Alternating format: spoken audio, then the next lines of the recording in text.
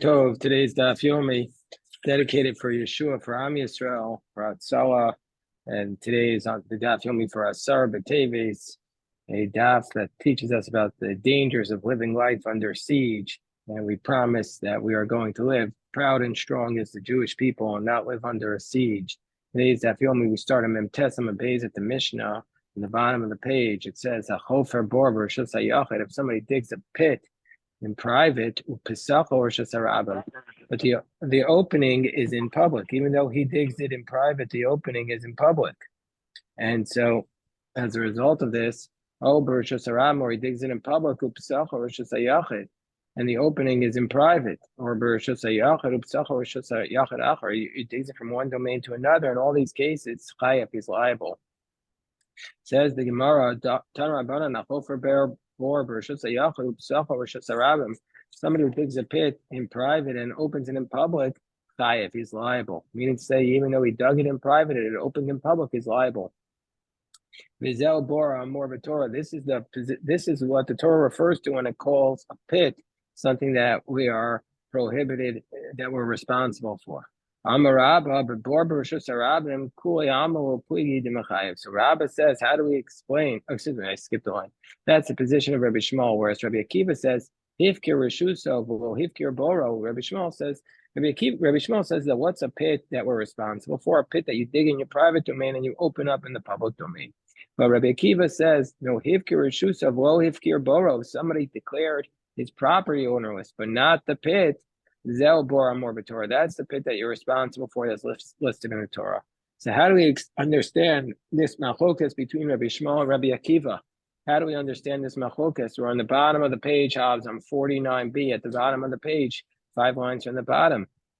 The first part of today's daf is a little confusing to me, so we stick with it, but because the second part of the daf is just absolutely exquisite. So we're on the bottom of 49b, 4 lines from the bottom. So the Gemara says, if it would be a pit in the public domain, everybody would agree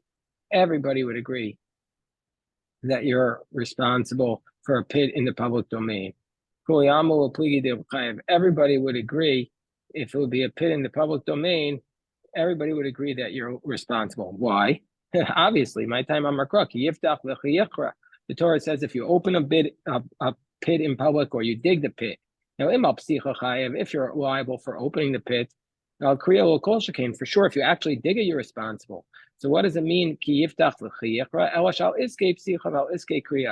Meaning to say, the pasuk is telling us that even if you don't own the pit, but you just dug it in public, then you're going to be responsible. Well, according to Rabbah, what's the dispute between Rabbi Shmuel and Rabbi Akiva? We're on the top of 58. The bor b'reshutzo, that if you dug the pit in your own property, are you responsible? Rabbi Akiva savar bor b'reshutzo nami chayev, that if it's in your own pit, you're also responsible. If it's a pit in your own property, because it says Bava Kamma, the owner of the pit is the one who has to pay. Meaning, say the board the Islay Baum. It's obviously a pit that has an owner to it, and that's the one who has to pay. That's what the Torah is talking about. Rabbi Shmuel Savar Kala Takal. Rabbi Shmuel says no. It's not if you're the one who's responsible for making the damage, even though you don't own it. So according to my Zeu Bora Morba Torah to come Rabbi Akiva, what does Rabbi Akiva say when he says this is the pit that's referred to in the Torah? Says this is the pit when the Torah starts to talk about making payments, that this is the pit that it's referring to, a pit that's in your own property. Whereas Rav Yosef disagrees. So according to Rabbah's explanation, Rabbi Shmuel and Rabbi Akiva are only arguing about a pit in the private domain. Rabbi Shmuel says you're not responsible. Rabbi Akiva says you are. Rabbi Yosef says, Rabbi Yosef says, actually, if the pit is in your private domain, everybody would say you're responsible, even Rabbi Shmuel. My time, a Bala Bora Marachman, but Bor Desley Bala must give him. The Torah says if the owner of the pit, where we're talking about is the Bor Bereshus Harabim. We're talking about a pit that you dug in public. Rabbi Shmuel says Bor Bereshus Harabim Nami Chayev, that if you dig it in public, even though you don't own it, you're responsible, because it says Ki Yiftach L'Chiyachra Ma'Psiach Chayev Al Kriya L'Koshken. You're responsible for anything you did in public, even though you don't own it. Rabbi Akiva says no. No, this pasuk there, Rabbi Shmuel says to tell you that you're chayav for digging the pit in public, no, that refers to something else. Rabbi Akiva says we need it to teach us because we need both reasons. Because of Rahman Akiv, it says you're responsible if you open it. Havamina poseach hu desagile bekisoy, koro osagile bekisoy at the time, or that he said that if you open it, okay, then it's enough for you just to cover it. But if you dug it, then you'd have to fill it in. Because of Rahman Akiyecher, and if the Torah just says if you dig it, havamina kriya debai. That and the Torah just says if you dig it, I would say if you dig it, that's what you're required to cover it. Hu debai kisoy mishum da'avad ma'maisa, because you did an action. But if you actually opened it to Avar Maisa, where you didn't actually do an action, I might have thought you're not even required to cover it. Kamash Malan. So if that's the case, El Maizel Bor Hamor B'Torah to cover Rabbi Shmuel. When Rabbi Shmuel says this is the pit that is referred to in the Torah, what's it referring to? Zel Bor Shapatach Bo Akatav Tchil Nizak. And that's reference to when the Torah starts talking about damages. This is referring to a pit that you dug in public. So the Gemara is going to challenge Rav Yossi's explanation. Again, what's Rav Yossi's explanation? That everybody says in private you're responsible if it's a private pit. They're only arguing about if it's a pit that you dug in public, where Rabbi Shmuel says you're liable, but not Rabbi Akiva. So the Gemara says, let's say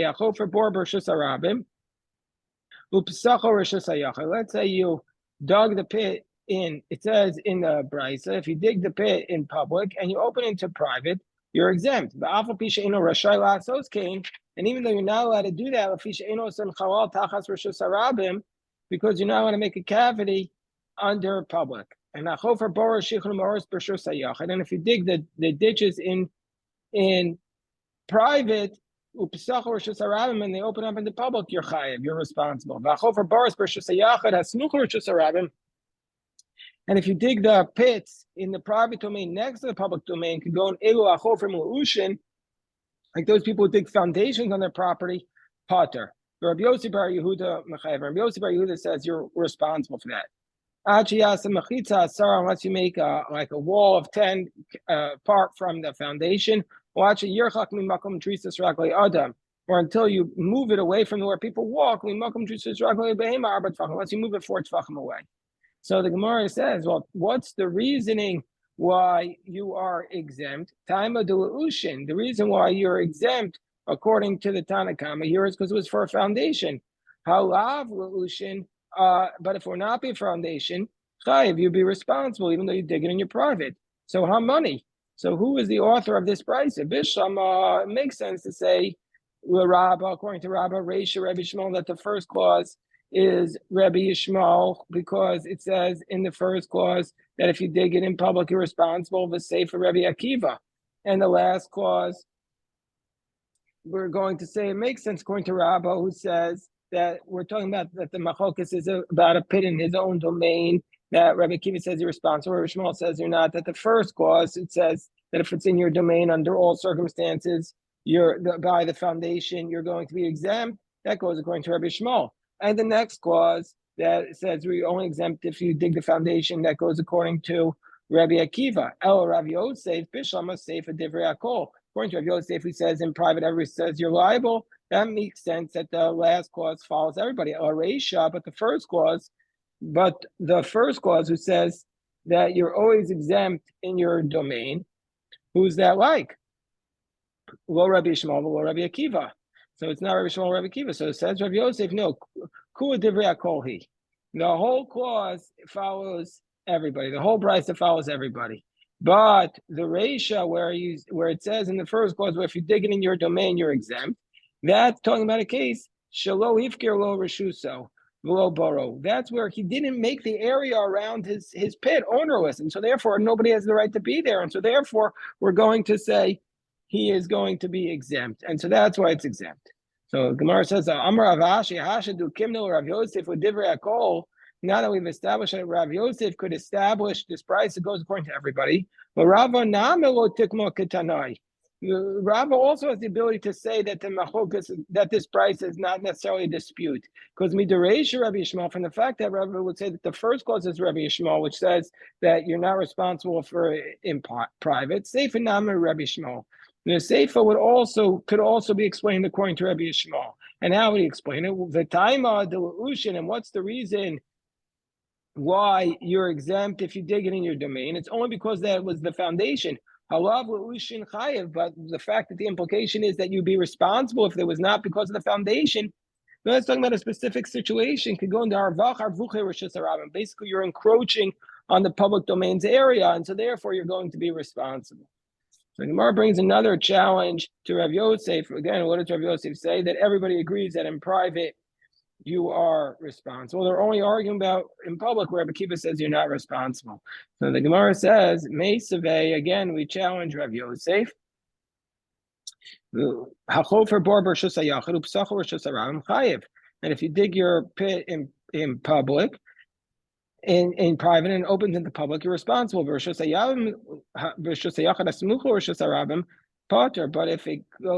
it's in the area next to the public domain, you're exempt. So you could say that according to Rabbah, the whole Bryce is Rabbi Shmuel, meaning say in public you're responsible, but in private you'd be exempt. And Rav Yosef, according to Rav Yosef, Bishlam Aresha Rabbi Shmuel, you can say that the first opinion goes according to Rabbi Shmuel, says in public you're liable. And was safe for money, but the second clause, which says that you're exempt, is Lo Rabbi Shmuel, is not going to be Rabbi Yishmael, Lo Rabbi Akiva, because according to both of them, you'd be liable for according to Rabbi Akiva if it's in private.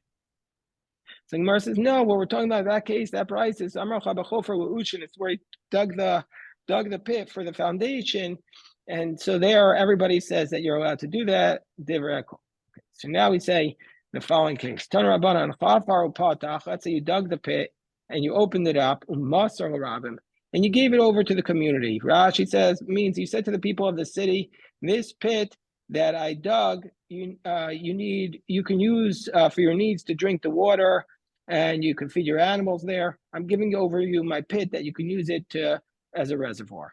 So it's a well. So then somebody gets hurt in that pit, potter, he's exempt. But if he didn't give it over to the community, he dug in public, he didn't give it over to the community, he's going to be responsible. So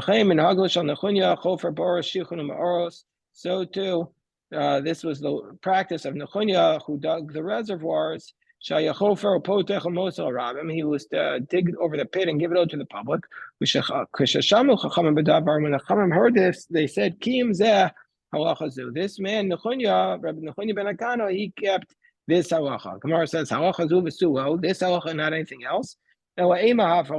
He kept even this halacha. So he kept others, but he made sure when he dug a reservoir for the community, he actually physically handed it over. That's what he made. He actually physically handed it over so that he wouldn't be responsible for the damages. And now we have a story. We had the story in Yevamos already, and we also had this story in Shkolim, but we'll say it again here. There was a story with the daughter of Nechunya Chofer Shenafol Labor Gadol, that his daughter fell into a giant well. They told Rabbi Chanina ben Dosa, Sharishona, the first time they came to him, he said to him, Shalom, it'll be okay. Shnia, second time, Amram Shalom. He said, it'll be okay. Shlishis Amralam also. He said to them the third time, she's already come up. Amrullah, they said to her, Mi elcha, who took you up out of this well? Amralam, she said to them, Zachar shel rachalam nizdameli. There was a male sheep that appeared before me. V'zakein echad manhigo. And there was a elderly man, an older man who was leading up this sheep. And Amrullah, they said to him, Navi ata, are you a prophet? Amralam, no. I'm not a prophet, I'm not the son of the prophet. This is what I said. This matter which that righteous person was himself working on so hard. Nechunya ben Akana, he was giving the reservoirs over to the people. Do you think his offspring will get hurt in the exact way he was helping the community? Not possible. His son died from lack of water, but so we see that his son did die from the water, and he was helping water. So Tosfos asked that question, but it wasn't the exact same thing. He didn't die in a well; he died from thirst, but it wasn't the same thing. And how do we know this? As it states, visvivav, it says visvivav nisara ma'od. What does that mean?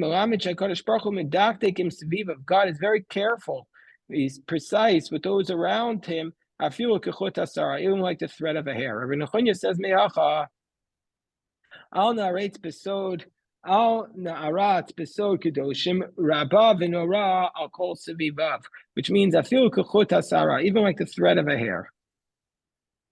Amar b'chanina kol Amar Kodesh Baruch Hu v'achin. Whoever said God is not going to punish you, He's going to forgive everything. Yivachu chayev. God's going to take away your life. He's going to forgive your life, meaning that you'll be finished. As it says, don't worry about it. Hashem's ways are righteous. They were really, today we're bothered more by the idea of how can somebody who's righteous have something bad happen to them. But in the time of the Talmud, it seems like they were more bothered by how could somebody bad have something good happen to them. And so they were saying, don't worry, it's not going to happen to them.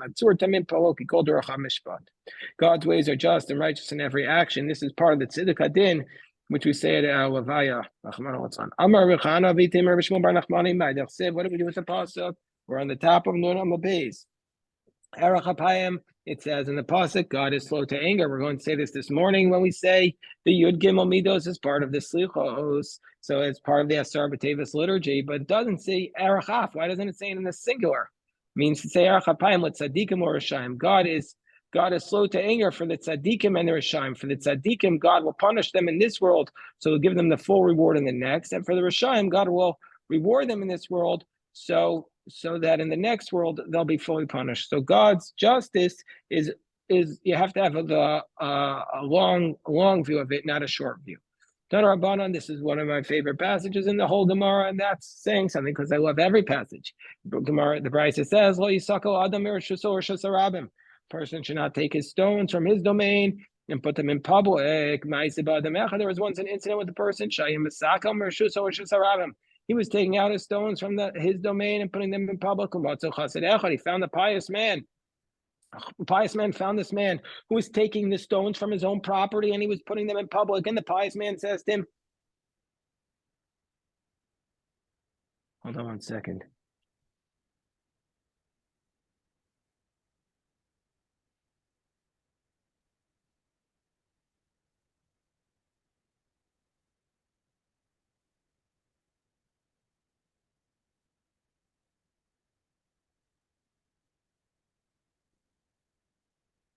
So the pious man comes along, and he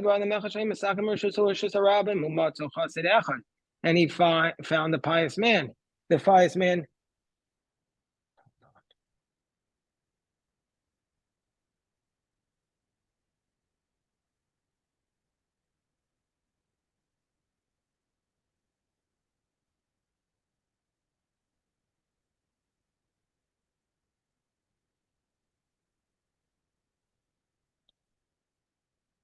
So the pious man found him and said, Reika, empty one. He says, empty man, why are you taking the stones out of a property that's not yours and putting it in your property? But this was the opposite of what this man was doing. This man was taking it from his house and putting it in public. The pious man said to him, why are you taking it out of a property that's not yours and putting it in yours? So the man laughed at the pious man. He laughed at the pious man. But Yamim, before too long, Nitrachim Korsadeu, he had to sell his own field. And he was walking along that public domain, which was now his because he's a bum. And I don't like to speak like that. He fell in hard times, but he didn't have any. He lost his property. Now he's walking along the street, and that's where he's living. And he trips over those stones. Amar Yafa, Amar Yoso Chassid. He said, "Oh, this pious man was speaking properly to me. Why are you taking it out of your area and putting it in? Taking it out of something that's not yours and putting it in yours? Meaning to say, a yid is supposed to look at the public thoroughfare, at the public street, and treat it as though it's their own. That's how we should treat. If we're walking down the street, if we want to drop a piece of paper, we should look at it. Would we drop this piece of paper in our own house? Would we throw this candy wrapper in our own house on the floor? Now we have to look at those streets because it is ours. It's more ours than the area which we think is ours. That's the vort. That's the vort of the da. Hachofer says the Mishnah. Hachofer barber shasarabim v'nafo socho shor chamor. Somebody digs a pit in the public domain, and an ox or a donkey fell into it. So somebody who digs a pit in the public domain and an ox or donkey fell into it, then we're going to say he's responsible. The guy who dug the pit is responsible. These are different types of pits or ditches or wells. So why does the Torah specifically say a pit? To tell us, just like a pit has 10 tfachim in order to kill somebody, so to anyone who has 10 tefach, anything that has 10 tefachim in order to kill, that's what you are responsible. A tefach is 3 to 4 inches. So 40 inches could kill the animal. If it's less, the nafal is socho, shorach hamor, and then the ox or donkey fell in it, umes and dies, potter, he's going to be exempt. And if he got damaged, you're responsible for the damages. Says the Gemara, Amarav, Bor Shechayv Torah. When the Torah says that you're responsible for a pit, it's lehavelo. It's for the air that's in the pit. Because what are you actually, the Gemara is trying, as the commentaries explain, the Gemara is trying to understand, what are you responsible? You don't own the ground. So Rav is saying, how could you be responsible? So you're responsible for the air that you create with this pit, is obnoxious air in the pit. That's what you're responsible for. But not for the pressing, the impact of the animal falling on the ground. So we see from here that Rav's position, so we see from here that he's of the position, that Rav is of the position, the chavata, the impact on the ground is not his. That's the ground that was always there. And so that's what did the damage. But you created the air, the noxious odor. Shmuel says, no. Yeah, you're responsible for the air, but you also created the impact. So, and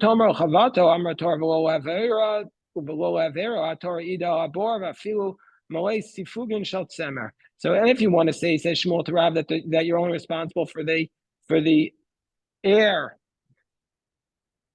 and not, you're only responsible for the impact and not for the air.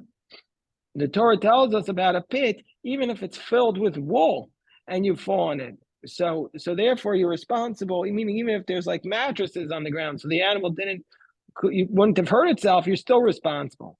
And the commentaries explain what's one of the distinctions between Rav and Shmuel. One of the distinctions is, let's say you made a tall mound in public. And then if it climbed up on the mound that you built and then falls off and dies. So according to Rav, since it's not falling onto the regular earth, there's no noxious odor, so therefore you're not responsible. But according to Shmuel, you're responsible. My time at the Rav, what's the reasoning for Rav? The pasuk says, until it falls, any way it falls. Shmuel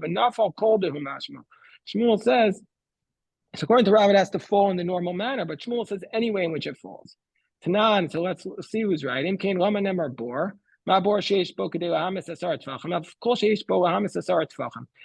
that can kill, that's 10 tefachim deep. So it comes to include even if you build a mound in public that you're responsible. According to Rav, what's it including? He says it's including these different types of pits. Charitzim and Eitzim, these different types of pits. So Gemara says, no, it says it explicitly in the Mishnah, the case of these different types of pits. So Gemara says, Tani v'hader mafarish. It says it and then repeats it. Gemara says, V'hani kul dekatani lamali.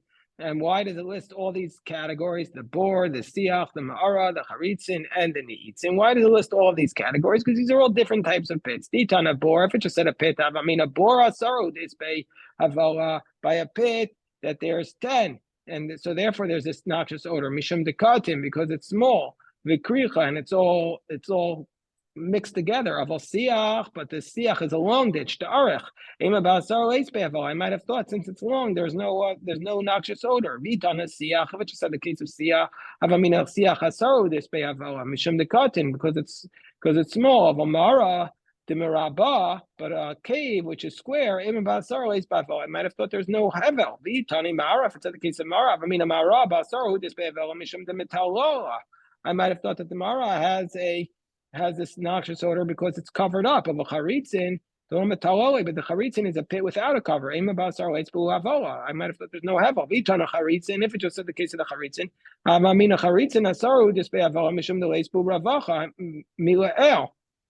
might have thought charitzin has no hevel because it's not wide on the top, but It's not wider on the top than the bottom of on the Eitzin, but then the Eitzin, the Ravicha Milael Tfemi Tatoi, but then the Eitzin, which is wider on the top than the bottom, I might have thought that under those circumstances, that there is not Hevel by Yasara.